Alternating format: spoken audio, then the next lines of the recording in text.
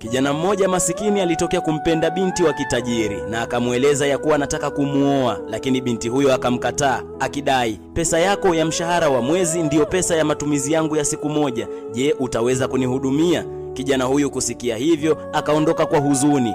Baada ya miaka 5 wakakutana mjini, wote wakiwa katika hali nzuri, na kijana akamsalimu binti, habari yako, je, unaendeleaje? Binti akamjibu, naendelea vizuri, nimeolewa kwa mwanaume anaingiza milioni 10 kwa mwezi. Je, kipindi kile unapotaka kunioa ungeweza kuingiza kiasi kikubwa hivyo cha fedha?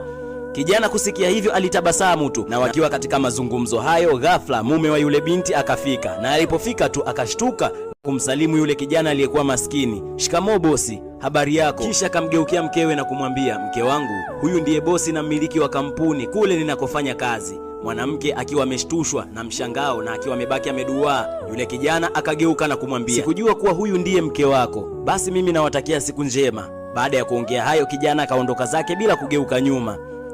Yule mwanaume akamgeukia mke wake na kumwambia, huyu ndiye bosi wangu anayemiliki project ambayo inamuingizia milioni 100 kwa mwezi, na huyu bosi ni mtu mkarimu, na alishawahi kutusimulia hadithi ya kwamba alishawahi kupendana na mwanamke, lakini mwanamke huyo alimkataa kwa sababu ni masikini. Na mwanamke yule kusikia maneno hayo yaliyomhuzunisha, akajisikia vibaya na kujiona mwenye bahati isiyokuwa njema. Je, wewe ungekuwa ndiye yule mwanaume aliyekuwa maskini na sasa ametajirika, ungeacha lipite? Acha like, share pia.